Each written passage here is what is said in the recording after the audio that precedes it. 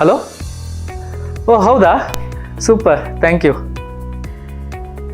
ಯಾರ ಜೊತೆ ಮಾತಾಡ್ತಿದ್ದೀನಿ ಅನ್ಕೊಂಡ್ರಾ? ನಾನು ದಾಶರಥಿ ಚಿಟ್ ಫಂಡ್ಸ್ ಅವ್ರ ಜೊತೆ ಮಾತಾಡ್ತಿದ್ದೆ. ಏನಪ್ಪ ವಿಷಯ ಅಂತಂದರೆ, ನಾನು ದಾಶರಥಿ ಚಿಟ್ ಫಂಡ್ಸಲ್ಲಿ ಚೀಟಿ ಹಾಕಿದ್ದೆ. ಯಾವುದೇ ಪ್ರಾಪರ್ಟಿ ಭದ್ರತೆ ಇಲ್ಲದೆ, ಚೆಕ್ ಸೆಕ್ಯೂರಿಟಿ ಇಲ್ಲದೆ, ಕೇವಲ 35 ನಿಮಿಷದಲ್ಲಿ ಚೀಟಿ ಹಣನ ಕೈ ಕೊಟ್ಟರು. ಎಷ್ಟು ಸುಲಭ ಅಲ್ವಾ? ನೀವು ದಾಶರಥಿ ಚಿಟ್ ಫಂಡ್ಸಲ್ಲಿ ಚೀಟಿ ಹಾಕಬೇಕಾ? ಹಾಗಾದರೆ ಹಿಂದೆ ಕರೆ ಮಾಡಿ ದಾಶರಥಿ ಚಿಟ್ ಫಂಡ್ಸ್ಗೆ.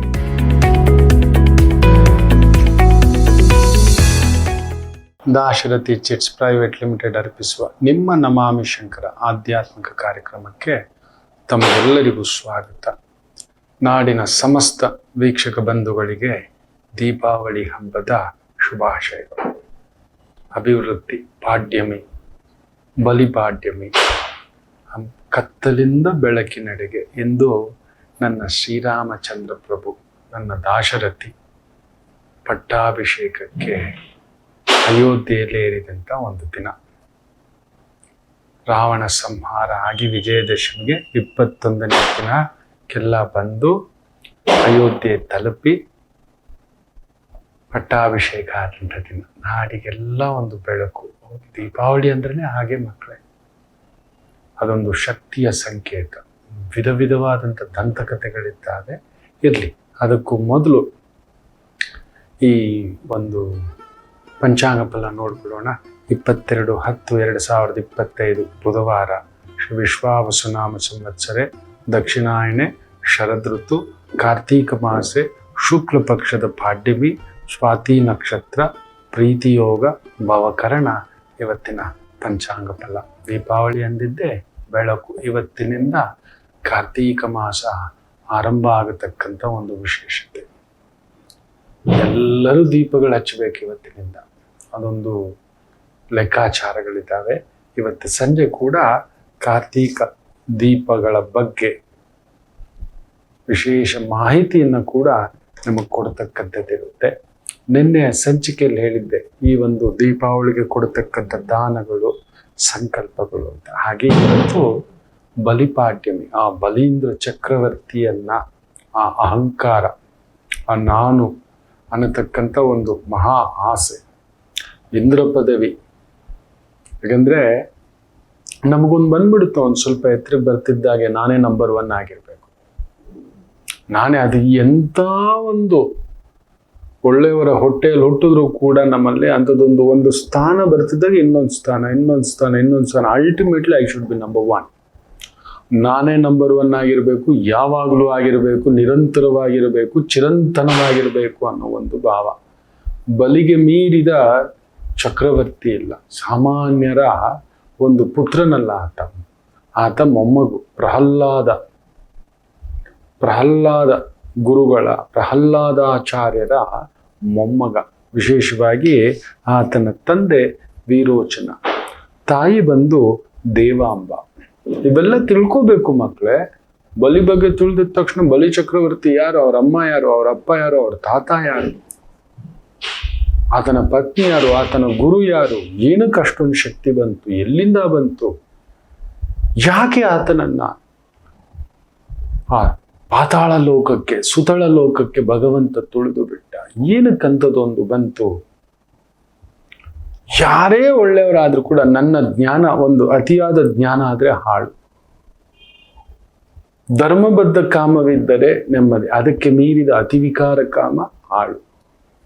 ಧರ್ಮಬದ್ಧ ಕಾಮ ಅಂದ್ರೆ ಧರ್ಮಬದ್ಧ ಸಂಪಾದನೆ ಅಂತ ಅರ್ಥ. ಅತಿಯಾದ ವಿಕಾರ ಕಾಮ ಅಂತ ಹೇಳಿದ್ರೆ ಎಲ್ಲ ನಂದು, ನೋಡಿದ ಅಂಧವಾಗಿರುವುದಲ್ಲ ನನ್ನದು, ನಾನೇ ಆಗಿರ್ಬೇಕು, ನನಗೇ ಸಿಗಬೇಕು, ನನ್ನಿಂದಲೇ ಆಗಬೇಕು ಅನ್ನೋ ಒಂದು ಪ್ರಗಲ್ಪ ಇರುತ್ತಲ್ಲ ಮಕ್ಕಳೇ, ಅದು ವಿನಾಶ. ಇವತ್ತು ವಿನಾಶಕ್ಕೆ ಎಡೆ ಮಾಡಿಕೊಟ್ಟಿರೋದೇ ಅದು. ಟ್ರಂಪ್ ತಗೊಳ್ಳಿ, ಪುಟಿನ್ ತಗೊಳ್ಳಿ, ಒಬ್ರ ಇಬ್ಬರ ಅವರ ಆಲೋಚನೆಗಳು ನೋಡಿ. ಲೋಕ ಸಮಸ್ತ ಸುಖಿನೋ ಭವಂತು, ಸನ್ಮಂಗಳಾನಿ ಭವಂತು. ಯಾವತ್ತಾದರೂ ವಸುದೈವ ಕುಟುಂಬವನ್ನ ಎಲ್ಲರಿಗೂ ತಿಳಿಸಿಕೊಟ್ಟಂತ ನಮ್ಮ ನಾಡು ಯಾರ ಮೇಲೆಯಾದರೂ ಕಾಲು ಕೆದರಿ ಯುದ್ಧಕ್ಕೆ ಹೋಗಿರ್ತಕ್ಕಂಥದ್ದು ನೋಡಿದ್ದೀರಾ? ಅದು ಅಲ್ಲಿ ನಡೆದಿರ್ತಕ್ಕಂಥ ಚೈನಾದ ಅಟ್ಟಹಾಸ ಇರಬಹುದು, ಅಫ್ಘಾನಿಸ್ತಾನ ಇರಬಹುದು. ಇವತ್ತು ಮಿತ್ರ, ಅವನು ಒಂದು ಕಾಲಘಟ್ಟಕ್ಕೆ ಕುತಂತ್ರಿಯೇ. ನಾವು ನಂಬೋಲ್ಲ, ನಂಬದಾಗ ನಟಿಸ್ತೇವೆ ಅಷ್ಟೇ. ನಾವು ಸುಮ್ಮನೆ ಒಂಚೂರು ಸಣ್ಣದಾಗಿ ಇನ್ನು ಪಕ್ಕದಲ್ಲಿರೋ ಮಗ್ಗುಲ ಮುಳ್ಳು ಅವನಂತೂ ನಂಬಲಿಕ್ಕೆ ಆಗೋದಿಲ್ಲ. Pakistan is an always a ಪಾಕಿಯೇ. ಅವನು ಪಾಪಿಸ್ತಾನೆ. ಗಮನಿಸಿ ನೋಡಿ, ನಾವು ಎಂದಾದರೂ ಅವರ ಊರಲ್ಲಿ ಈ ಥರ ಮಾಡಿದ್ದೀವ? ಅವರ ದೊರೆಗಳನ್ನ ಜನಗಳನ್ನ ಟಾರ್ಗೆಟ್ ಮಾಡಿ ಎಲ್ಲಾದರೂ ಯಾವುದಾದರೂ ನಮ್ಮ ಅಣ್ಣ ತಮ್ಮಂದ್ರಲ್ಲಿ ಕೆಲವೊಂದು ಭಿನ್ನಾಭಿಪ್ರಾಯಗಳಿದೆ. ಹೌದು, ಪಕ್ಕದ ತಮಿಳ್ನಾಡಲ್ಲಿ ಒಂಚೂರಿದೆ, ಇಲ್ಲೊಂದು ಆಂಧ್ರ ಇದೆ, ಅಲ್ಲೊಂದು ಮಹಾರಾಷ್ಟ್ರ ಇದೆ, ಗೋವಾ ಇದೆ, ಉತ್ತರ ಪ್ರದೇಶ ಇದೆ. ನಮ್ಮ ಅಣ್ಣ ತಮ್ಮಂದ್ರೆ ನಾವು ಸರಿಪಡಿಸ್ಕೊತೀವಿ. ನಾವು ಕಿತ್ತಾಡ್ಕೊಂಡ್ರು ನಾವು ಬಿಡೋ, ನಮ್ಮ ಕಾವೇರಿ ನೀರ್ತಾನೆ, ಇರ್ಲಿ ಬಿಡೋ, ಕಾವೇರಿ ತೀರ್ಥೋದ್ಭವ ವಿಶೇಷ. ಅದರ ಹಿಂದ್ಗಡೆ ಅದೊಂದು ದೊಡ್ಡ ದಂತಕಥೆ ಇದೆ. ಕಾವೇರಿ ಪುಷ್ಕರ ನಡೆಯೋದೇ, ಕಾವೇರಿ ತೀರ್ಥೋದ್ಭವ ನಡೆಯೋದೇ ಸೂರ್ಯ ತುಲಾ ರಾಶಿಗೆ ಪ್ರವೇಶ ಮಾಡಿದಂದು ದಿನ ವಿಶೇಷವಾಗಿ. ನಮ್ಮಲ್ಲಿದೆ ಭಿನ್ನಾಭಿಪ್ರಾಯ. ಅದೇ ನನ್ನ ದೇಶ ಅಂತ ಬಂದಾಗ ನಾವು ಅವರನ್ನು ಅನ್ನೋದೇ ಪಾಪಿಗಳು ಅಂತೇಳಿ. ನಾವು ಎಂದೂ ಆ ಥರ ಹೋಗಿಲ್ಲ ಮಾತ್ರ. ಒಬ್ಬ ಮನುಷ್ಯನಿಗೆ ಅಂಥದ್ದೊಂದು ಗುಣ ಈ ಒಂದು ಕಲಿಯುಗಕ್ಕಲ್ಲ, ಎಲ್ಲ ಯುಗಗಳಲ್ಲಿ ಇತ್ತು. ಹಿರಣ್ಯಾಕ್ಷ, ಹಿರಣ್ಯಕಶಿಪು, ಬಲಿಚಕ್ರವರ್ತಿ, ಎಲ್ಲರಿಗೂ ಆತನಿಗೆ ಬಲೀಂದ್ರ ಅನ್ನತಕ್ಕಂಥ ಹೆಸರು. ವಿಶೇಷವಾಗಿ ಪ್ರಹ್ಲಾದರೇ ಇಟ್ಟಂಥದ್ದು. ಪ್ರಹ್ಲಾದ ಆಚಾರ್ಯರೇ ಅವರು. ಅಂತ ಪ್ರಹ್ಲಾದರಿಂದಲೇ ಸಕಲ ವೇದಾಂಗಗಳನ್ನು, ಉಪನಿಷತ್ತುಗಳನ್ನ ಎಲ್ಲವನ್ನು ಕಲಿತುಕೊಂಡಂತ ಬಲಿಚಕ್ರವರ್ತಿ ಹುಟ್ಟುವಾಗಲೇ ಚಿರಂಜೀವಿ ಅನ್ನತಕ್ಕಂಥದ್ದನ್ನ ಪಡೆದ. ಅದು ಪ್ರಹ್ಲಾದರು ವಿಶೇಷವಾಗಿ ಆತನಿಗೆ ಹರಿಭಕ್ತನಾಗ್ಬಿಟ್ಟು ತಪಸ್ಸು ಮಾಡು ಅಂತ ಹೇಳ್ತಾರೆ. ಹೇಗಿದ್ದರೂ ಆ ಹರಿವಂಶವೇ ಅಲ್ವಾ, ಆತನಿಗೆ ಬಂದ್ಬಿಟ್ಟಿತ್ತು ಬ್ಲಡ್ ಅಲ್ಲಿ. ಆ ಬ್ರಹ್ಮನ ತಪಸ್ಸು ಮಾಡಿ ಚಿರಂಜೀವಿತ್ವವನ್ನು ಪಡೆದು ಬಿಟ್ಟ. ಅದು ಇಂದ್ರನಿಗೆ ಸಹಿಸ್ಲಿಕ್ಕಾಗಲಿಲ್ಲ. ಅತಿ ಮೊದಲನೇದಾಗಿ ಒಬ್ಬ ಸಾಮಾನ್ಯ ರಾಕ್ಷಸ ಕುಲದಲ್ಲಿ ಹುಟ್ಟಿರ್ತಕ್ಕಂಥವನು ಇವನು ಚಿರಂಜೀವತ್ವ ಪಡೆದು ಬಿಟ್ರೆ ಇಂದಲ್ಲ ನಾಳೆ ನನ್ನ ಇಂದ್ರ ಪದವಿಗೆ ಪೆಟ್ಟು. ಇದೇ ನಡೀತಿರೋದು ಇವತ್ತು. ಇನ್ನೊಬ್ಬ ಬೆಳೀತಿದ್ದಾನೆ, ಶುರು ಹಚ್ಕೋತಾರೆ. ಅಲ್ಲೊಂದು IT raid, ED raid, SIT raid, ಇನ್ನೊಂದು ರೈಡು, ಇನ್ನೊಂದು ತಂತ್ರ, ಇನ್ನೊಂದು ಕುತಂತ್ರ ಎಲ್ಲ ನಡೆಯುತ್ತೆ. ಇದನ್ನೇ ಕಣಿಕ ನೀತಿ ಅಂತ ಹೇಳ್ತಾರೆ. ಅದನ್ನ ಇನ್ನೊಬ್ಬ ಅದ್ಭುತವಾಗಿ 15ನೇ ಶತಮಾನದಲ್ಲಿ ಒಬ್ಬ ದೊರೆ ಹೇಗೆ ಬದುಕಬೇಕು ಅಂತ ನಮ್ಮ ಚಾಣಕ್ಯ ನೀತಿಗೂ ಮೀರಿದಂಥದ್ದು ಕಣಿಕ ನೀತಿಯಲ್ಲಿ ಬಂದಿರತಕ್ಕಂಥ ಅಷ್ಟು ವಕ್ರತೆಗಳನ್ನ ಹಾಕಿ ತೋರಿಸ್ಕೊಟ್ಟಿದ್ದಾನೆ ಒಬ್ಬ ಪಾಶ್ಚಿಮಾತ್ಯ, ಒಬ್ಬ ರೈಟರ್, ಒಬ್ಬ ದೊಡ್ಡ ರಾಜಕೀಯ ತಂತ್ರಗಾರ ಹೇಳ್ಕೊಡ್ತಾನೆ.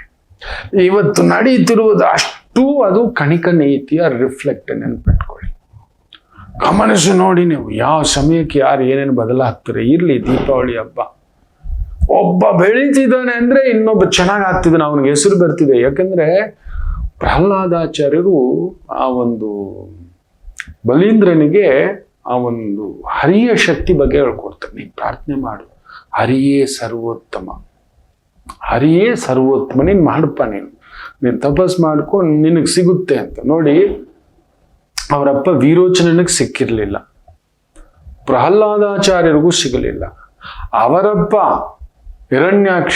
ಹಿರಣ್ಯಕಶಿಪು, ಅವರ ಚಿಕ್ಕಪ್ಪ ಹಿರಣ್ಯಾಕ್ಷ, ಯಾರಿಗೂ ಸಿಗಲಿಲ್ಲ. ಬಲೀಂದ್ರ ಚಕ್ರವರ್ತಿಗೆ ಚಿರಂಜೀವಿ ಪಟ್ಟ ಸಿಗುತ್ತದೆ. ಆತನ ಹರಿಭಕ್ತಿಯೇ ಬ್ರಹ್ಮರೇ ಕೊಟ್ಟು ಬಿಡ್ತಾರೆ. ಯಾರೂ ಸೋಲಿಸಲಾರದಂಥ ಶಕ್ತಿಗಳನ್ನು ಕೊಟ್ಟು ಬಿಡ್ತಾರೆ. ಇಂದ್ರನಿಗೆ ಭಯ, ಆ ಒಂದು ವರಗರ್ವಿತನಾದಂತಹ ಒಂದು ಗರ್ವ ಬರಲ್ಲ ಅವನಿಗೆ. ಅವನಿಗೊಂದೇ ಉದ್ದೇಶ, ಎಲ್ಲರನ್ನೂ ಚೆನ್ನಾಗಿ ಇಟ್ಕೋಬೇಕು. ನನ್ನ ರಾಜ್ಯದಲ್ಲಿ ಯಾರೂ ಬಡವರು ಇರಬಾರದು ಅನ್ನೋ ಉದ್ದೇಶ. ಸಾಮಾಜಿಕ ಭದ್ರತೆಯ ದೊರೆ ಬಲೀಂದ್ರ ಚಕ್ರವರ್ತಿಯಿಂದ ಕಲಿಯಬೇಕಾದಂಥದ್ದು ಸಾಮಾಜಿಕ ಭದ್ರತೆ. ಅತಿ ದೊಡ್ಡದಾದಂಥದ್ದು ಒಬ್ಬ ದೊರೆಯ ಕರ್ತವ್ಯ ಏನು ಗೊತ್ತಾ? ನನ್ನೂರಿನಲ್ಲಿ ಬಡವರಿರಬಾರದು. ಅವ್ರಿಗೇನ್ ಮಾಡಬೇಕು? ಅವರ ಸಂಪತ್ತು, ಅವರ ಒಂದು ಕೌಶಲ್ಯತೆ ಬೆಳೆಸ್ಬೇಕು. ಅವ್ರಿಗೊಂದು ವಿದ್ಯೆಯ ಜೊತೆ ಕೌಶಲ್ಯತೆ, ಕರಕುಶಲತೆ, ಆಟೋಮೆಟಿಕಲಿ ಅವ್ರು ಅರ್ನ್ ಮಾಡ್ಕೋತಾರೆ. ಇಲ್ಲಿ ನೋಡಿ, ಇವತ್ತು ನಮ್ಮ ನಾಡಲ್ಲಿ ನೀವೇನಾದ್ರೂ ಒಳ್ಳೆ ಕಾಲೇಜು, ಒಳ್ಳೆ ಎಜುಕೇಶನ್ ಅಂದ್ರೆ ಆಗುತ್ತಾ ಮಕ್ಕಳೇ? ಇನ್ನೂ ಕಡಿಮೆ ಅಂದರು 100 AMCಗಳು ತೆಗಿಬೇಕು, all India medical counselling centres ತೆಗಿಬೇಕು ಅಷ್ಟೇ. ಕಡಿಮೆ ಅಂದರೂ ಪ್ರತಿ ವರ್ಷ 10,000 ಹೆಚ್ಚು ಡಾಕ್ಟರ್ಗಳನ್ನ ಉತ್ಪಾದನೆ ಮಾಡತಕ್ಕಂಥದ್ದು ಯೂನಿವರ್ಸಿಟಿಗಳನ್ನ ತೆಗಿಬೇಕು.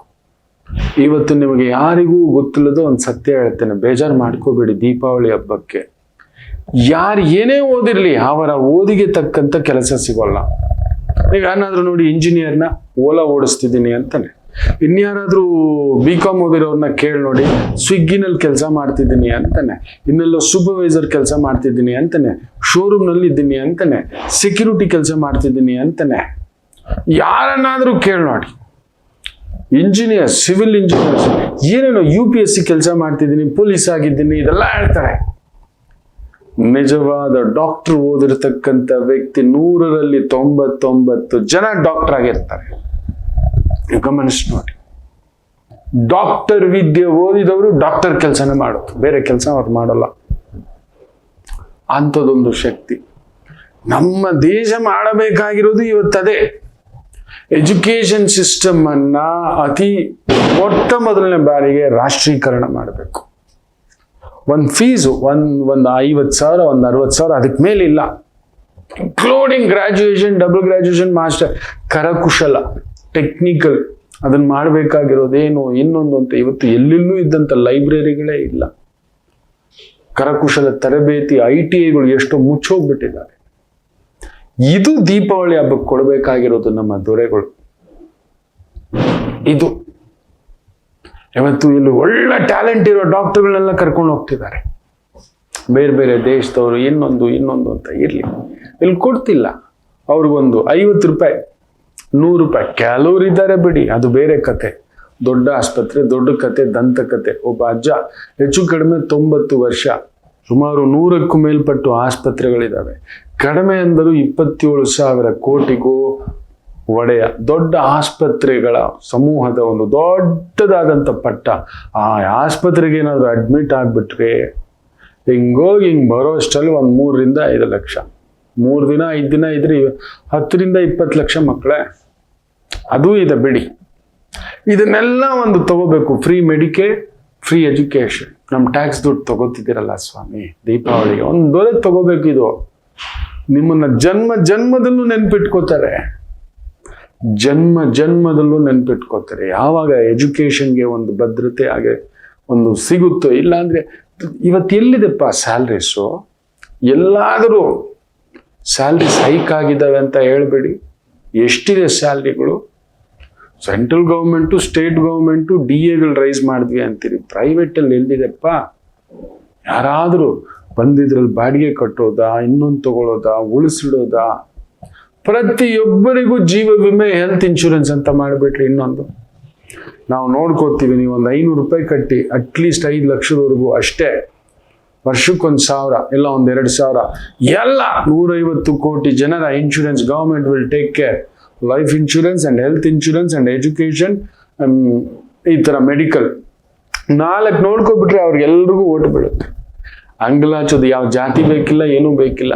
ಇರ್ಲಿ, ಇನ್ನೊಬ್ಬ ಈ ಕಲಿಯುಗಕ್ಕೆ ಏನು ಗೊತ್ತಾ, ಕಣಿಕ ನೀತಿ ಅವತ್ತು ಇತ್ತು ನೋಡಿ. ಈತ ಯಾವಾಗ ಅಮರತ್ವ ಪಡೆದು ರಾಜರುಗಳ ಮೇಲೆ ದಂಡಯಾತ್ರೆ ಹೋಗ್ತಾನೆ, ಎಲ್ಲರನ್ನ ಗೆಲ್ತಾನೆ, ಅಲ್ಲಿಂದ ತಂದಂತ ದುಡ್ಡನ್ನ ತಗೋಬಂದು ಆ ದನಕನಕವನ್ನ ಎಲ್ಲಾ ಸಾಮಾನ್ಯರನ್ನ ಶ್ರೀಮಂತರನ್ನಾಗಿ ಮಾಡ್ತಾನೆ ಬಲೀಂದ್ರ ಚಕ್ರವರ್ತಿ. ಎಲ್ಲರೂ ಬಲಿಯನ್ನ ಆರಾಧಿಸ್ಲಿಕ್ಕೆ ಶುರು ಮಾಡ್ತಾರೆ. ನಮ್ಮ ಬಲಿ, ನಮ್ಮ ಬಲಿ, ನಮ್ಮ ಬಲಿ, ನಮ್ಮ ಬಲಿ ಅನ್ನತಕ್ಕಂಥದ್ದು. ನಮ್ಮ ಬಲೀಂದ್ರ. ಎಲ್ಲರ ಬಾಯಲ್ಲೂ ದೇವತೆಗಳ ಹೆಸರು ಬರಬೇಕು. ಅಬ್ಬಾ ಮಳೆ ಆಯ್ತು ಅಂತ ಹೇಳಿದ್ರೆ ವರುಣದೇವ, ಸರಿಯಾಗಿ ಗಾಳಿ ಬೀಸ್ತಿದೆ ವಾಯುದೇವ, ಅಗ್ನಿಯ ಒಂದು ವಿಸ್ಫೋಟ ಆಗ್ತಿಲ್ಲ ಅಗ್ನಿದೇವ. ಈ ರೀತಿ ಎಲ್ಲದಕ್ಕೂ ಅಧಿನೇತ ಇಂದ್ರ, ಇಂದ್ರನಿಗೆ ಪೂಜೆ ಇಲ್ಲ.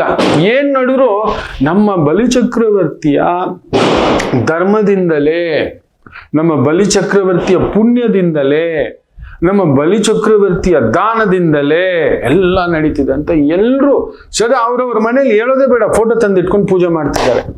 ಇನ್ನಷ್ಟು ಪುಣ್ಯ ಹೆಚ್ಚಾಗ್ತಿದೆ, ಆತನ ಬಲ ಶಕ್ತಿ ವಿಪರೀತವಾಗಿ ಬೆಳೀತಿದೆ. ಯಾವ ಮಟ್ಟಕ್ಕಾಗುತ್ತೆ ಅಂತ ಹೇಳ್ದ ಅಂದ್ರೆ ಇಂದ್ರನಿಗೆ ಸಿಟ್ಟು ಬರುತ್ತೆ. ಏನೋ ಇದು, ಇವನಿಗೆ ವಿಪರೀತ ಪುಣ್ಯ, ವಿಪರೀತ ಹೆಸರು, ದಂಡಯಾತ್ರೆ ಡಿಕ್ಲೇರ್. ತಗ್ಗೋ. ಕುಲಗುರುಗಳಾಗಿರತಕ್ಕಂಥ ಶುಕ್ರಾಚಾರ್ಯರ ಅನುಮತಿಯ ಮೇರೆಗೆ ದಂಡಯಾತ್ರೆ ಹೋಗ್ತಾನೆ, ಯುದ್ಧ ಮಾಡ್ತಾನೆ, ಎಲ್ಲಾನು ಓಡಿಸ್ತಾನೆ. ಇಂದ್ರ ಓಡೋಗ್ಬಿಡ್ತಾನೆ. ತನ್ನವ್ರನ್ನ ಕರ್ಕೊಂಡೋಗಿ ಕುಂದಿರಿಸ್ಬಿಟ್ಟು ಪ್ರಹ್ಲಾದಾಚಾರ್ಯರು ಹೇಳ್ತಾರೆ, ಅದು ಇಂದ್ರ ಪಟ್ಟ, ಬ್ರಹ್ಮನಿಂದ ಕೊಡಲ್ಪಟ್ಟಂತ ಪಟ್ಟ. ಆ ಜಾಗ ಕಿತ್ಕೊಳ್ಳಕ್ ಹೋಗ್ಬೇಡ, ಬಿಡು. ನಿನ್ನ ಪಾಡಕ್ ಬಾ, ಯುದ್ಧ ಗೆದ್ದು ಬಂದಿದ್ಯಲ್ಲ ಅಂದ್ರೆ ಆಯ್ತು. ಶುಕ್ರಾಚಾರ್ಯರು ಬಂದ ಮೇಲೆ ಸುಖವಾಗಿ ಇರ್ತಾನೆ. ಗುರುಗಳೊಬ್ರು ಇರ್ತಾರೆ, ಭಯ ಅವರಿಗೆ ಶಿಷ್ಯನನ್ನ ಕಾಪಾಡ್ಲಿಕ್ಕೆ. ಯಾರೋ ಪ್ರತಿಯೊಬ್ಬರ ಸಕ್ಸಸ್ ಹಿಂದ್ಗಡೆ ಒಬ್ರು ಇರ್ತಾರೆ, ಪ್ರತಿಯೊಬ್ಬರ ನಾಶದ ಹಿಂದ್ಗಡೆ ಕೂಡ ಒಬ್ರು ಇರ್ತಾರೆ ಅನ್ನೋದು ಈ ದೀಪಾವಳಿ ತೋರಿಸ್ಕೊಡುತ್ತೆ. ನೆನಪಿಟ್ಟುಕೊಳ್ಳಿ, ಪ್ರತಿಯೊಬ್ಬರ ಸಕ್ಸಸ್ ಹಿಂದ್ಗಡೆ ಒಂದು ಗುರು ಇರ್ತಾನೆ. ಹಾಗೆಯೇ ಪ್ರತಿಯೊಬ್ಬರ ವಿನಾಶದ ಹಿಂದ್ಗಡೆ ಕೂಡ ಈ ತರದ ಕೆಲವೊಂದು ಎಡಬಿಟ್ಟು ದಾರಿ ತೋರಿಸುವಂತ ವ್ಯಕ್ತಿಗಳು ಅವರು ಗುರುಗಳೇ ಅಂತಾನೂ ಕೂಡ ಅಂದ್ಕೊಳ್ಳಿ. ಅಂಥದ್ದು ನಡೆಯುತ್ತೆ ಈ ಬಲಿಪಾಡ್ಯಮಿ ದಿನ. ಶುಕ್ರಾಚಾರ್ಯರು ಹೇಳ್ತಾರೆ, ನೋಡು, ಇವತ್ತು ದೇವತೆಗಳು ಸೋತು ಓಡೋಗಿರ್ಬೋದು, ಆದರೆ ಅವರು ತಮ್ಮ ಬಲಾಬಲಗಳನ್ನ ಕ್ರೋಢೀಕರಿಸಿಕೊಂಡು ಮತ್ತೆ ದಂಡಯಾತ್ರೆಗೆ ಬರ್ತಾರೆ. ಖಂಡಿತ ನೀನು ಸೋತೋಗ್ಬಿಡ್ತೀಯ. ನೀನು ಅಜರಾಮರ ಅಜೇಯನಾಗಬೇಕೆಂದರೆ 100 ಅಶ್ವಮೇಧ ಯಾಗವನ್ನ ಮಾಡಬೇಕು ಅಂತ. ಅಗೋ ಆಯ್ತು, 100 ಅಶ್ವಮೇಧ ಯಾಗ ಯಾರೂ ಮಾಡಿಲ್ಲ, ನಾನು ಮಾಡ್ತೇನೆ ಅಂತೇಳಿ ಅಶ್ವಮೇಧ ಯಾಗಗಳನ್ನ ಮಾಡ್ತಾನೆ. ಹೆಚ್ಚು ಕಡಿಮೆ 99 ಅಶ್ವಮೇಧ ಯಾಗಗಳು ನಡೆದ್ಬಿಡುತ್ತೆ. ಒಂದು ಅಶ್ವಮೇಧ ಯಾಗ ಆಗ್ಬೇಕು. ಅದೊಂದು ಆಗ್ಬಿಟ್ಟ ಅಂದ್ರೆ ಇನ್ನು ಯಾರೂ ಅವನನ್ನು ಇಂದ್ರನಲ್ಲ ಇನ್ಯಾರೂ ಸೋಲಿಸ್ಲಿಕ್ಕೆ ಆಗಲ್ಲ. ದೇವತೆಗಳೆಲ್ಲ ಕಂಪಿಸ್ಬಿಟ್ಟು ಬ್ರಹ್ಮನ ಹತ್ರ ಓಡೋಗ್ತಾರೆ. ಬ್ರಹ್ಮನ ಪ್ರಾರ್ಥನೆ ಮಾಡಿದಾಗ ತಮ್ಮ ಮಗನಾಗಿರ್ತಕ್ಕಂಥ ಪ್ರಜಾಪತಿ ಕಶ್ಯಪ ಬ್ರಹ್ಮರಿಗೆ ಹೇಳ್ತಾರೆ, ಮಹಾವಿಷ್ಣು ನಿನ್ನ ಧರ್ಮಪತ್ನಿಯ ಹೊಟ್ಟೆಯಲ್ಲಿ ಹುಟ್ಟಬೇಕು, ನೋಡಪ್ಪ ಸಂಕಲ್ಪ ಮಾಡ್ಕೊ ಅಂತ. ಆಗ ಆ ಕಶ್ಯಪ ಬ್ರಹ್ಮರು ಸಂಕಲ್ಪ ಮಾಡ್ಕೊಂಡು ವಿಷ್ಣುವನ್ನ ಪ್ರಾರ್ಥನೆ ಮಾಡಿ ಆ ಅಂಶವೇ ವಾಮನಾವತಾರ. 3 ಅಡಿಯ ಆ ಪುಟ್ಟ ಮಗುವಾಗಿ ಲೋಕಕ್ಕೆ ದಿವ್ಯ ಮಂಗಳ ಸ್ವರೂಪವಾಗಿ ಬಲೀಂದ್ರ ಚಕ್ರವರ್ತಿಯ ಅಹಂಕಾರವನ್ನ ಅಣಗಿಸಲು ಬರತಕ್ಕಂಥದ್ದು. ಈ 100ನೇ ಅಶ್ವಮೇಧ ಯಾಗಕ್ಕೆ ಸಿದ್ಧತೆ ಮಾಡ್ಕೊತಾ ಇರ್ತಾನೆ. ಪ್ರತಿ ಬಾರಿಯೂ ಆತ ಏನಾದ್ರೂ ಒಂದು ವಿಜಯ ಯಾತ್ರೆ ಮಾಡುವಾಗ ಅಜ್ಜನ ಆಶೀರ್ವಾದ ತಗೊಳ್ಳೋದು. ಅಜ್ಜನ ಹತ್ರ ಬಂದು ಪ್ರಹ್ಲಾದಾಚಾರ್ಯರ ಹತ್ರ, ಅಜ್ಜ, ನಾನು ಇಂಥದ್ದೊಂದು ಕಟ್ಟಗಡೆಯ 100ನೇ ಯಾಗ ಮಾಡ್ಲಿಕ್ಕೆ ಹೋಗ್ತಿದ್ದೇನೆ. ಇದನ್ನು ಮಾಡಿಬಿಟ್ರೆ ನಾನು ಅಜೇಯ, ನನ್ನನ್ನು ಸೋಲಿಸುವ ದೇವರೇ ಇಲ್ಲ, ಮೊದಲೇ ನಾನು ಚಿರಂಜೀವಿ. ನೋಡ್ರ ಅಜ್ಜ, ಯಾರಾದ್ರೂ ಸೋಲ್ಸೋರುಂಟ ಅಂತ ಅಹಂಕಾರದಿಂದ ತಾನು ಯಾರ ಮೊಮ್ಮಗ, ಯಾರಿಂದ ರಕ್ಷಿಸಲ್ಪಟ್ಟಿದ್ದೇನೆ, ವಿದ್ಯೆ ಕಲಿತಿದ್ದೇನೆ, ಇವತ್ತೆಲ್ಲ ತಿಳ್ಕೊಂಡಿದೆ, ಈ ಜ್ಞಾನದ ಪ್ರತಿ ಸಾರವೂ ನನ್ನ ಅಜ್ಜನಿಂದಲೇ, ಆ ಜ್ಞಾನಮೂರ್ತಿಯಿಂದಲೇ ಅನ್ನೋದನ್ನ ಮರೆತು ಅಜ್ಞಾನ ಮೂರ್ತಿಯಾಗಿ ನಡ್ಕೋತಾನೆ.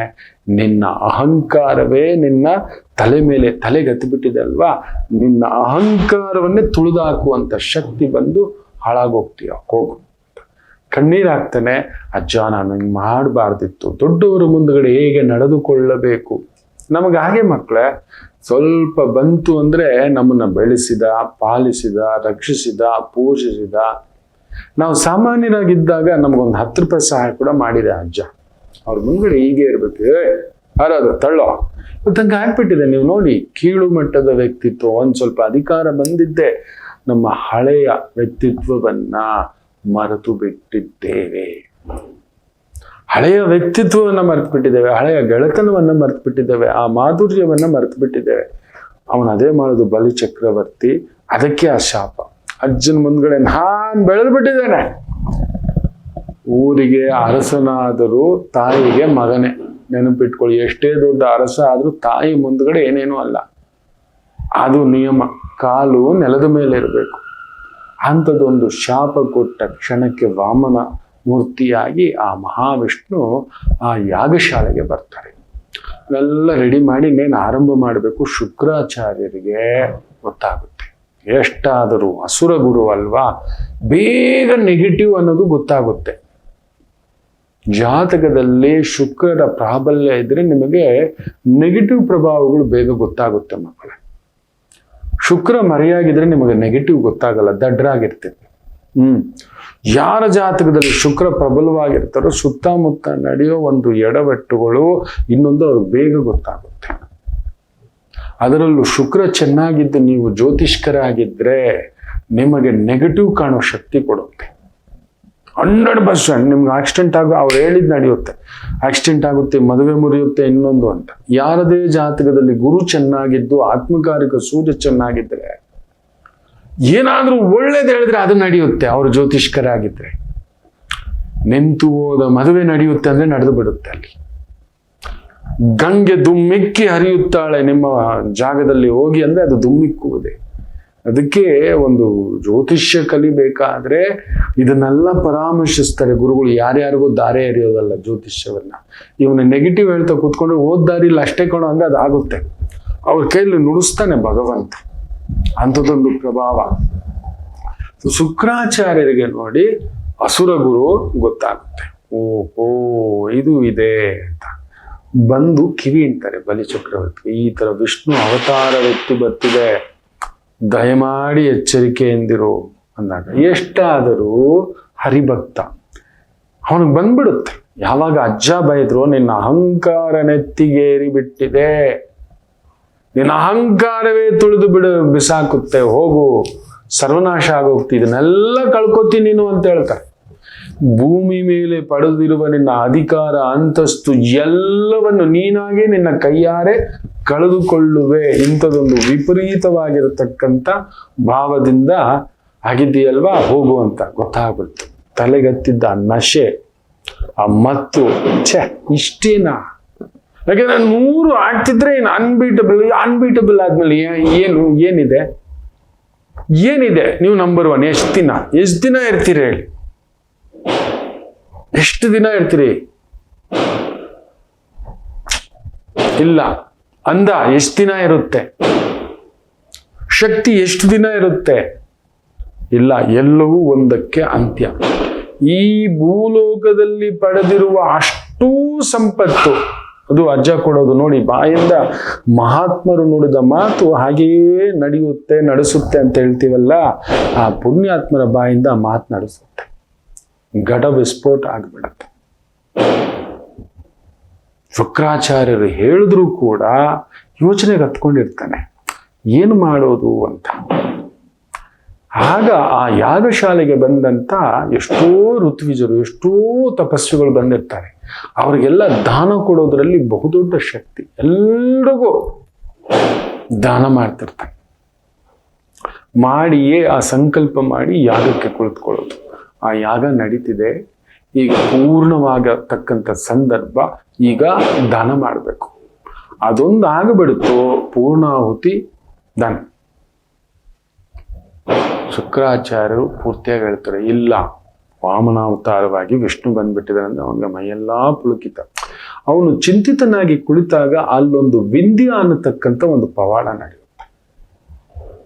ಯಾವಾಗ ಅಜ್ಜನಿಂದ ಶಾಪಗ್ರಸ್ತನಾಗಿ ಆ ಮಾತು ಅನ್ನಿಸ್ಕೊಂಡು ಬಂದ ಅಂತಃಪುರದಲ್ಲಿ ಕುಳಿತಾಗ ಆತನ ಧರ್ಮಪತ್ನಿ ವಿಂಧ್ಯ ಬೋಧನೆ ಮಾಡ್ತಾರೆ. ಏನ್ರಿ ನಿಮ್ಮ ತಾಕತ್ತನ್ನು ಏನಕ್ಕೆ ಇಷ್ಟು ಬೇಜಾರಾಗಿದ್ದೀರ? ನಿಮ್ಮ ತಾಕತ್ತನ್ನ ನೀವು ಗೆಲ್ಲೋದು, ನಿಮಗೆ ಸೋಲೆ ಅನ್ನೋದಿಲ್ಲ. ಅಂಥವ್ರು ನೀವು ದುಃಖದಲ್ಲಿ ಇದ್ದೀರಲ್ಲ ಅಂದಾಗ ಆತ ತಾನು ನಡ್ಕೊಂಡ ರೀತಿಯನ್ನ ಹೇಳ್ಕೊತಾನೆ. ಅಶ್ಶು, ಅಜ್ಜ ಅವ್ರ ಹತ್ರ ಹಿಂಗಾಗ್ಬಿಡ್ತು, ಆಚಾರ್ಯರ ಹತ್ರ ನಾವಿವತ್ತೇನಾದ್ರೂ ನಮ್ಮ ವಂಶ ಬದುಕಿದೆ, ಈ ಹೆಸರು ಇವತ್ತು ನೀವು ಅಜೇಯ ಅನ್ನಿಸ್ಕೊಳ್ಳಿಕ್ಕೆ ಮೂಲ ಕಾರಣ ಯಾಕೆ? ನಾನು ನಿಮ್ಗೆ ಹೇಳುವಷ್ಟು ದೊಡ್ಡವಳಲ್ಲ, ಆದ್ರೆ ಈ ಕಾರಣ ಯೋಚನೆ ಮಾಡಿ ನೋಡಿ. ನೀವು ಚಿರಂಜೀವಿ ಪಟ್ಟ ಹೇಗ್ ಪಡೆದ್ರಿ? ಯಾರಿಂದ ಪಡೆದ್ರಿ? ಯಾರಿಂದ ಬೋಧನೆ ಆಗಿ ಆಯ್ತು? ಶುಕ್ರಾಚಾರ್ಯರಿಂದಲ್ಲ, ಎಲ್ಲ ಇಲ್ಲೆಲ್ಲಿಂದ ಆಯ್ತು? ಅದನ್ನೆಲ್ಲ ನೋಡಿ ಆಚಾರ್ಯರಿಂದಲೇ. ಅಂಥದ್ದು ಅವ್ರು ಹೇಳಿರೋದ್ರಲ್ಲಿ ತಪ್ಪಿಲ್ಲ, ಬಿಡಿ. ಈಗೇನೋ ಒಂದು ಆಸೆ ಕಟ್ಟ ಕಡೆಯದಾಗಿ ಅವ್ರೇನು ಹೇಳಿದ್ದಾರೆ, ಈ ಭೂಮಿ ಮೇಲಿರೋದೆಲ್ಲ ಪರವಾಗಿಲ್ಲ, ನಾನು ನಿಮ್ಮ ಜೊತೆಗಿರುತ್ತೇನೆ, ಸದಾ ನಿಮ್ಮ ಜೊತೆಗಿರ್ತೇನೆ, ನೀವು ಮಾಡುವ ಎಲ್ಲ ಒಳ್ಳೆ ಕಾರ್ಯಗಳಿಗೆ ನಾನು ಸಾಕ್ಷೀಭೂತವಾಗಿ ಇರ್ತೇನೆ, ಬನ್ನಿ ಹೋಗೋಣ. ಅದೇನಿದೆಯೋ ಕಟ್ಟ ಕಡೆಯದಾಗಿ ಒಂದು ಕಾರ್ಯ ಮುಗಿಸ್ಬಿಡೋಣ. ಭಗವಂತನೇ ಕೈ ಹಿಡಿದು ನಡೆಸುತ್ತಾನೆ. ಆಚಾರ್ಯರು ಹೇಳಿದಾರಲ್ವಾ, ಕಣ್ಣೀರು ಹಾಕೊಂಡು ಕಾಲು ಹಿಡ್ಕೊಂಡಿದ್ಯಲ್ವಾ, ಅಜ್ಜ ಹೇಳಿದಾರಲ್ವಾ ನಡಿ ಅಂತೇಳಿ. ತನ್ನ ಪತ್ನಿ ಸಮೇತ ಪೂಜೆಲು ಕುಳಿತಿರ್ತಾನೆ. ವಾಮನಾವತಾರ ಬಂದೇ ಬಿಡುತ್ತೆ. ಆ ಸ್ವಾಮಿ ಬಂದು ನನಗೆ ಭವತಿ ಭಿಕ್ಷಾಂದೇಹಿ ಅಂತ ಹೇಳ್ತಿದ್ದಾಗಿಯೇ ಸ್ವಾಮಿ ಏನು ಬೇಕು ಹೇಳಿ, ಏನು ಬೇಕಾದರೂ ಕೇಳಿ ಕೊಡುತ್ತೇನೆ ಅಂತ ಹೇಳ್ತಾನೆ. ಅವನಲ್ಲಿ ಇನ್ನೂ ಇದೆ ಆಸುರ ಗುಣ, ಆಸುರ ಅಂಶ.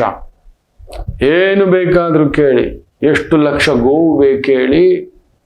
ಇನ್ನು ನೋಡಿದ್ರೆ ಚಿಕ್ಕ ಹುಡುಗರು, ಮದುವೆ ಆಗಿಲ್ಲ ಆಯ್ತಾ,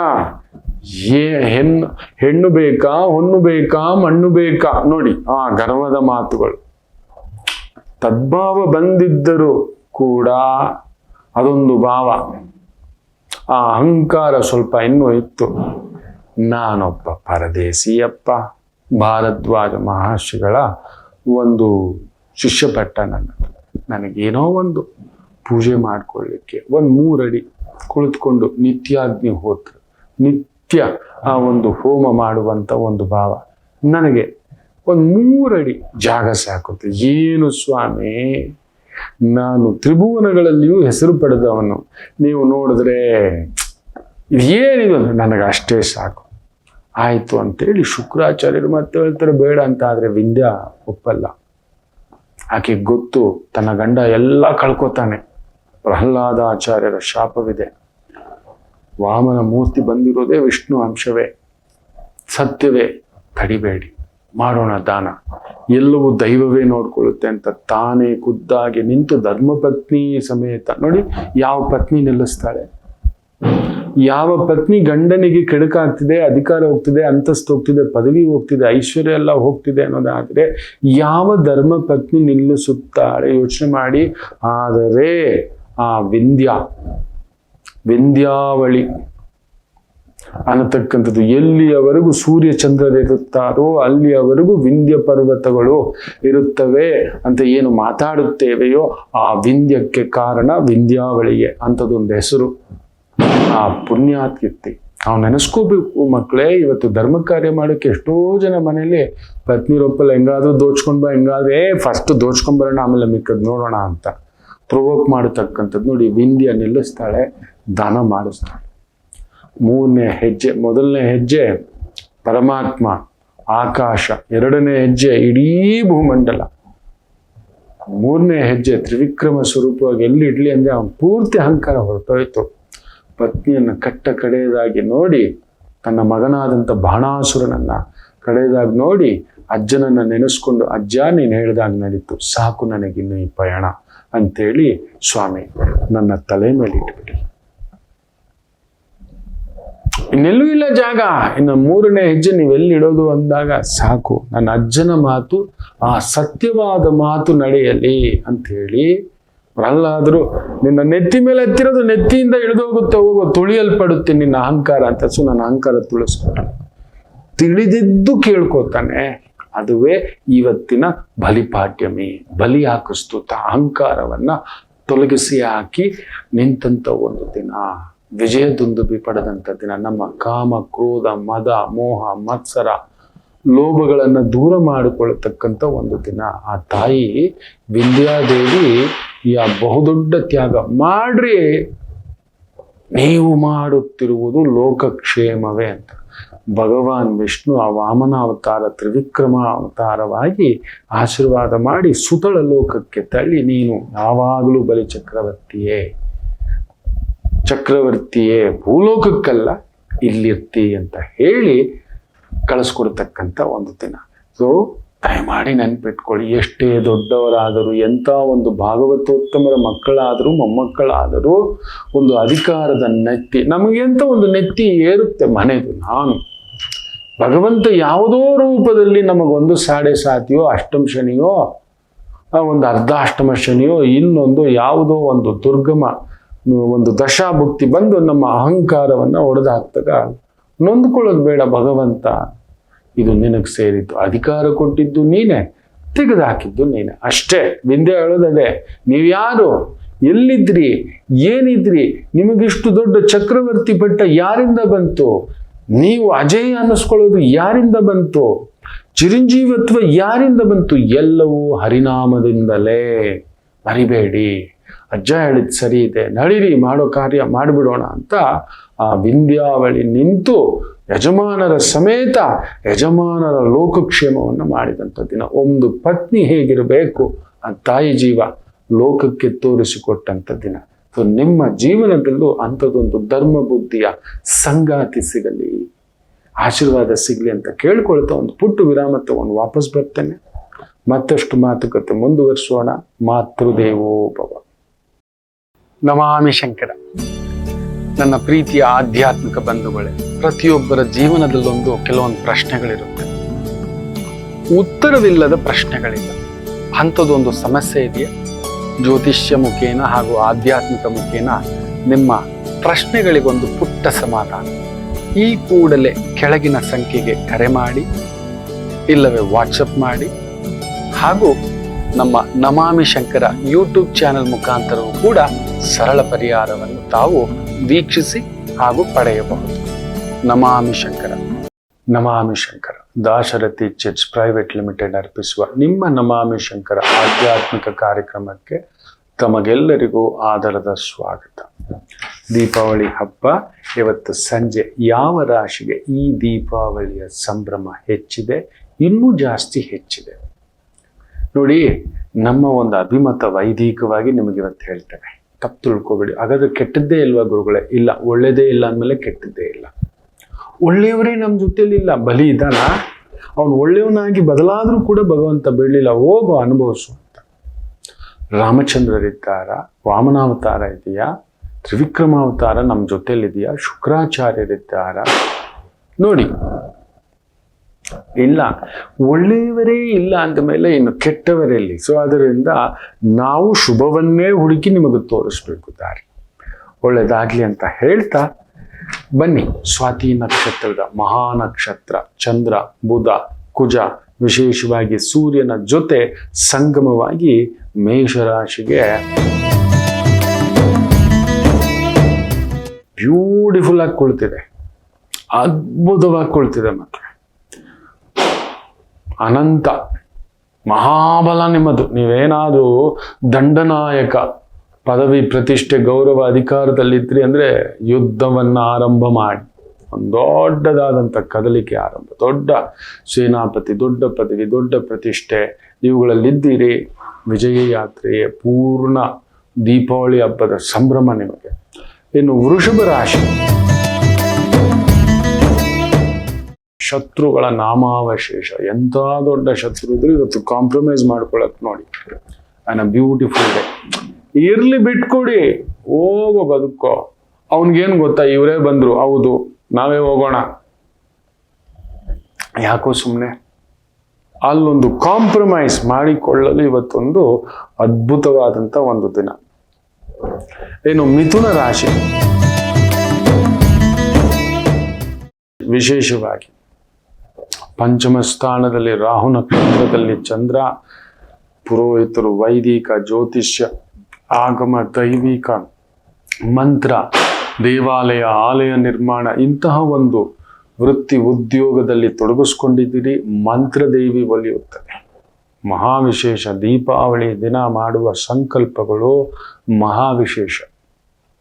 4 ಅತಿದೊಡ್ಡ ಬ್ರಹ್ಮ ಮುಹೂರ್ತಗಳಲ್ಲಿ 4ನೇ ಅತಿದೊಡ್ಡ ಬ್ರಹ್ಮ ಮುಹೂರ್ತ ಇವತ್ತು.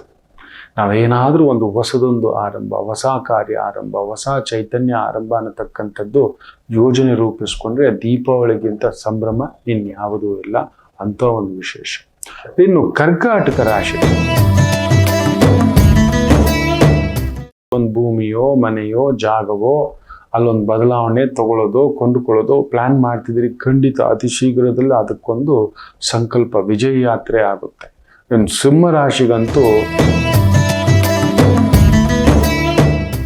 ವಿಜಯ ಯಾತ್ರೆ. 3ನೇ ಮನೆಯಲ್ಲಿ ಅತಿಶಕ್ತಿ ಧಾರಣ, ವಿಜಯಂ, ವೀರ್ಯಂ, ಧೈರ್ಯಂ, ಸ್ಥೈರ್ಯಂ, ಕೌಶಲ್ಯಂ ಇದೆಲ್ಲವೂ ಇರತಕ್ಕಂಥ ಮನೆಯಲ್ಲಿ ಬಹು ವಿಶೇಷವಾಗಿ ಚತುರ್ಗ್ರಹಗಳ ಸಂಗಮ, ಬ್ಯೂಟಿಫುಲ್ ಆಗಿದೆ. ವಿಜಯವೇ. ಅದರಲ್ಲೂ legal department, judge, police, defence, ರಕ್ಷಣಾ ವಿಭಾಗದಲ್ಲಿದ್ದೀರಿ. No one can stop you. ಇನ್ನು ಕನ್ಯಾ ರಾಶಿ ಸ್ವಲ್ಪ ಕನ್ಫ್ಯೂಷನ್ಗಳೇ. ಚತುರ್ಗ್ರಹಗಳು ಆ ಒಂದು ಧನ ಸ್ಥಾನ, ಕುಟುಂಬ ಸ್ಥಾನದಲ್ಲಿರೋದನ್ನ ನಾಲ್ಕು ದಾರಿ ಎಳಿತಕ್ಕಂಥದ್ದು ಕೆಲವೊಂದು ಆಗುತ್ತೆ. ವ್ಯವಹಾರಗಳು ಸ್ವಲ್ಪ ಕೇಳಿ ಮಾಡತಕ್ಕಂಥದ್ದು ಮಾಡ್ಕೊಳ್ಳಿ. ಹಿರಿಯರನ್ನ ಕೇಳಿ ಮಾಡಿ. ಗುರುವಿನ ಪ್ರಾಬಲ್ಯ ತುಂಬಾ ಚೆನ್ನಾಗಿರ್ತಕ್ಕಂಥದ್ದು ಯಶಸ್ಸು ನಿಮ್ಮದು. ತುಲಾ ರಾಶಿ.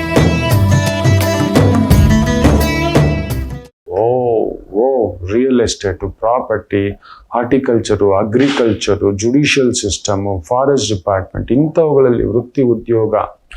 ಜೈಲರು, ಒಬ್ಬ ಕ್ರಿಮಿನಲ್ನ ಕಂಟ್ರೋಲ್ ಮಾಡೋಕೆ ಒಂದು ಜೈಲಲ್ಲಿ ಇಟ್ಟಿರ್ತಾರೆ. ಅವನು ಅನ್ಕಂಟ್ರೋಲಬಲ್ ಹುಲಿ, ಅವನು ಬೇಡ ಸಿಕ್ಕಾಬಟ್ಟೆ. ಅಂಥವನ್ನ ಕಂಟ್ರೋಲ್ ಮಾಡೋಕೆ ಮಹಾಬೇಟೆಗಾರ ಅಂತೀವಿ ಜೈಲರ್. ನೀವಾಗಿರ್ತೀರಿ ಅದು. ಅಂಥವನ್ ತಾಕತ್ತು. ಯಾರಾದರೂ ಎಷ್ಟೇ ದೊಡ್ಡ ಕಾಳಿಂಗ ಸರ್ಪ ಆದ್ರೂ ಗರುಡನ ಮುಂದ್ಗಡೆ ಬಗ್ಗುವಂಥ ದಿನ. ಗೋ ಹೆಡ್. ಇನ್ ವೃಶ್ಚಿಕ ರಾಶಿಯವರಿಗೆ ಒಂಥರ ವಿಚಿತ್ರವಾದಂಥದ್ದು ನಡೆಯುತ್ತೆ. Unbelievable power. 12ನೇ ಮನೆಯಲ್ಲಿ ಅಷ್ಟು ಗ್ರಹಗಳು ಸೇರಿರೋದು. Either it will take you to the kingmanship or it will topple you from the kingmanship. ಏನು ಬೇಕಾದರೂ ಆಗಬಹುದು. ದುರ್ಗಾ ಆರಾಧನೆ, ದೇವಿ ಆರಾಧನೆ ಮಾಡ್ಕೊಳ್ತಕ್ಕಂಥದ್ದು ಮಾಡ್ಕೊಳ್ಳಿ. ಸ್ವಲ್ಪ ಆರೋಗ್ಯದ ಕಡೆ ಗಮನ ಇರಲಿ. ಇನ್ನು ವಿಶೇಷವಾಗಿ ಧನುಸು ರಾಶಿ. 11ನೇ ಮನೆಯಲ್ಲಿ ಅಷ್ಟು ಗ್ರಹಗಳು. ಅಬ್ಬಬ್ಬ, ನೀವೇನಾದ್ರೂ military officer, defence officer, police officer, ನಿಮಗೆ ಸಿಗದ ಬೇಟೆ ಇಲ್ಲ. ಯುದ್ಧ ಏನಾದ್ರೂ ಇವತ್ತು ಹೋದ್ರಿ ಅಂದ್ರೆ ನಿಮಗೆ ಸೋಲೆ ಇಲ್ಲ. ಎಂಥ ಶತ್ರು ಆದರೂ ಬಿದ್ದೋಗ್ಬೇಕು. ಶುಕ್ರ ನೋಡಿ ಮಲಗ್ಬಿಟ್ಟಿದ್ದಾನೆ. ಗುರು ಅಷ್ಟಮ. ಒಳ್ಳೆಯದಕ್ಕೆ ಯುದ್ಧ ಮಾಡಿ, ಒಳ್ಳೆ ಕಾರ್ಯಕ್ಕೆ ರಕ್ಷಿಸ್ಲಿಕ್ಕೆ ಕಂಪನಿ, ಇನ್ನೊಂದು ರಿಯಲ್ ಎಸ್ಟೇಟು, ಮೆಷಿನರಿ, ದೊಡ್ಡ ದೊಡ್ಡ ಫ್ಯಾಕ್ಟ್ರಿಗಳು, travels, agriculture lands, vehicles, transportation industry ಇರೋರ್ಗಂತೂ ಜಾಕ್ಪಾಟ್. ಇನ್ನು ಮಕರ ರಾಶಿ. ನಿಮಗೂ ಅಷ್ಟೇ. Real estate agents, travels, transportation, engineering department, ಗುಪ್ತಚರ ಇಲಾಖೆ, ಪೊಲೀಸ್ ಇಲಾಖೆ, CBI ಇಲಾಖೆ, ನಾರ್ಕೋಟಿಕ್ಸ್ ಇಲಾಖೆ, ಕಸ್ಟಮ್ಸ್ ಇಲಾಖೆ, ಜೂಜು ಅಡ್ಡೆಗಳನ್ನ ಹೋಗ್ಬಿಟ್ಟು ರೈಡ್ ಮಾಡತಕ್ಕಂಥ ಇಲಾಖೆ, ಅಂಥವುಗಳಲ್ಲಿದ್ದರೆ ಬ್ಯೂಟಿಫುಲ್. ಅಡ್ಡದಾರಿ ಸಂಪಾದನೆ ಸ್ವಲ್ಪ ಎಚ್ಚರಿಕೆ. ಆರೋಗ್ಯದ ಮೇಲೆ ಒಂದು ಸಣ್ಣ ಗಮನ ಇರಲಿ. ಗುರುದೃಷ್ಟಿ ಇದೆ, ಏನೂ ಆಗೋಲ್ಲ. ಇನ್ನು ಕುಂಭರಾಶಿಗೆ. ಭಾಗ್ಯದಲ್ಲಿ ದಶಮಾಧಿಪತಿ, ಅಷ್ಟಮಾಧಿಪತಿ, ಸಪ್ತಮಾಧಿಪತಿ, ಷಷ್ಠಾಧಿಪತಿ. ಯಪ್ಪ, ಅದೊಂಥರ ₹1 ತಗೊಂಡಿರೋ ಲಾಟ್ರಿ ₹1,000 ಹೊಡೆದು ಬಿಡ್ಬೋದು. ಯಾರೋ ಇಟ್ಟೋಗಿದ್ರು ಹಿಂಗೆ ಇಟ್ಕೊಂಡು ಹೋಗ್ತಾರೆ. ಆ ರೀತಿಯದೊಂದು ರೀತಿಯ ಕೊತ ಒಂದಿದೆ. ಅದು ನೀವು ಹೋಗಿರೋದು ಬಾವಿಲಿ ನೀರು ತೆಗಿಲಿಕ್ಕೆ. ಅಲ್ಲಿ ವಜ್ರದ ಮೈನಿಂಗೇ ಸಿಗಬಹುದು, ಇಲ್ಲ ಬರೀ ಮೂಳೆಗಳು ಸಿಗಬಹುದು. ವಜ್ರಗಳದ ಖನಿಜ ಇದೆ ಅಂತ ಹೋಗ್ಬಿಟ್ಟು ಬರೀ ಮೂಳೆಗಳು ಸಿಗಬಹುದು. ಇಲ್ಲವೇ ಏನೋ ಒಂದು ಉದರ ನಿಮಿತ್ತಂ ಬಹುಕೃತವೇಷಂ ಅಂತ ಅಲ್ಲಿ ಹೋಗಿ ಸುಮ್ಮನೆ 1-2 ಗಿಡ ಇಡಕ್ಕೆ ಹೋದ್ರೆ 4-5 ವಜ್ರಗಳೇ ಸಿಕ್ತು. ಆ ತರದ ಸ್ಥಾನದಲ್ಲಿ ಭಾಗ್ಯದಲ್ಲಿರೋದ್ರಿಂದ ದೈವವೇ ವಿಪರೀತ ಬಲ. ಅದು ಏನು ಬೇಕಾದರೂ ಆಗಬಹುದು. ಲಕ್ಷ್ಮೀನಾರಸಿಂಹ ಪೂಜೆ, ಸುಬ್ರಹ್ಮಣ್ಯ ವಳ್ಳಿಯ ಸಮೇತ ಇರತಕ್ಕಂಥ ಆಲಯ ದರ್ಶನ ಅಂಥದ್ದು ಮಾಡ್ಕೊಳ್ಳಿ. ದೈವ ಒಳ್ಳೇದು ಮಾಡುತ್ತೆ. ಇನ್ನು ಮೀನರಾಶಿ. ನೀವು ಸೂಪರ್ ಸ್ಟಾರ್. ನೆನ್ಪಿಟ್ಕೊಳ್ಳಿ, ನಿಮ್ಮನ್ನು ಹುಡುಕೊಂಡು ಏನೋ ಎಲ್ಲೋ ಇದ್ರಿ, ಯಾರು ಕೇಳೋರಿಲ್ಲ, ನೋಡೋರಿಲ್ಲ, ಮಾಡೋರಿಲ್ಲ. ಇವನು ಇಷ್ಟೇ ಕಣೋ ಅಂದಿದ್ದು ರಾತ್ರೋರಾತ್ರಿ ಸೂಪರ್ ಸ್ಟಾರ್. ರಾತ್ರೋರಾತ್ರಿ ಅಧಿಕಾರ, ಹೆಸರು ಕರ್ಕೊಂಡು ಬಂದು PV ನರಸಿಂಹರಾವ್ ಅವರಿಗೆ ನೀವು PM ಆಗ್ಬೇಕು, ಅವ್ರು ಸನ್ಯಾಸಿ ಆಗೋಕೆ ಹೋದವ್ರು. ಅವರು ನನಗೇನು ಬೇಡ ಅಂತ ರಾಜೀವ್ ಗಾಂಧಿ ತೀರ್ಕೊಂಡಾಗ ತುಂಬಾ ನೊಂದ್ಕೊಂಡು, ಇಂದಿರಾ ಗಾಂಧಿಯವರ ಕಟ್ಟಾಳು ಅವರು. ಒಂದು ಕೂದಲು ಕೊಂಕುತ್ತಿರ್ಲಿಲ್ಲ. ಅಷ್ಟು ಒಂದು ಬಿಹೈಂಡ್ ದ ಸೀನ್ ಅಷ್ಟು ಸರ್ವಶಕ್ತಿ ಅವ್ರಿಗಿತ್ತು. ಕಡಿಮೆ ಅಂದ್ರು 18 ಭಾಷೆಗಳಲ್ಲಿ ಪಂಡಿತೋತ್ತಮರು ಅವರು. ಮಹಾ ತತ್ವಶಾಸ್ತ್ರಜ್ಞ, ಜೀನಿಯಸ್, ಅಮೇಝಿಂಗ್. ಏನು ಬೇಡ ಅಂತ ಹೋದವ್ರನ್ನ ಕರ್ಕೊಂಡು ಬಂದು ನೋಡಿ ಅವ್ರನ್ನ ಸೂಪರ್ ಸ್ಟಾರ್ ಮಾಡಿಸ್ಬಿಡ್ತು, ಪ್ರಧಾನಿ ಪಟ್ಟ. ಆಮೇಲೆ ನೋಡಿ ದಿಢೀರ್ ದಾನ, ಇನ್ನೊಂದು ಏನೇನೋ ಆಗೋಯ್ತು. ಅಷ್ಟಮದಲ್ಲಿ ಆ ರೀತಿ ಗ್ರಹಗಳ ಪ್ರಚೋದನೆ ಇದ್ರೆ ಅದೊಂಥರ ವಿಚಿತ್ರ ಶಕ್ತಿ ಮಾತ್ರ. ನರಸಿಂಹ ಜಪಂ, ನರಸಿಂಹ ಮಂತ್ರಂ, ನರಸಿಂಹ ಒಂದು ಪೂಜೆ, ಲಕ್ಷ್ಮೀ ನರಸಿಂಹ, ನರಸಿಂಹಾಷ್ಟಕ, ಇದನ್ನ ಮಾಡ್ಕೊಳ್ಳಿ. ದೂರ ಪ್ರಯಾಣ, ದೂರದ ಕೆಲಸ, high risk, high stake, high investment, ಈ ಥರದ್ದು ಹೋಗಬೇಡಿ, ಎಚ್ಚರಿಕೆ. ಅದೊಂದು ನೋಡ್ಕೊಳ್ಳಿ. ಧರ್ಮ ಕಾರ್ಯಗಳ ಚಿಂತನೆ, ದುರ್ಗಾ ಆರಾಧನೆ ಚಿಂತನೆ. ಯಾರಾದ್ರೂ ಒಂದು 5 ಜನ ಮುತ್ತೈದೆಯರಿಗೆ, ಹೂವು ಸುವಾಸಿನಿಯರಿಗೆ ಮಡ್ಲಕ್ಕಿ ಏನಾದ್ರೂ ತುಂಬಿಸಿ, ಒಳ್ಳೆದಾಗ್ತಕ್ಕಂಥದ್ದು. ಎಲ್ಲರಿಗೂ ಒಳ್ಳೆಯದಾಗಲಿ. ಮಾತೃದೇವೋ ಭವ.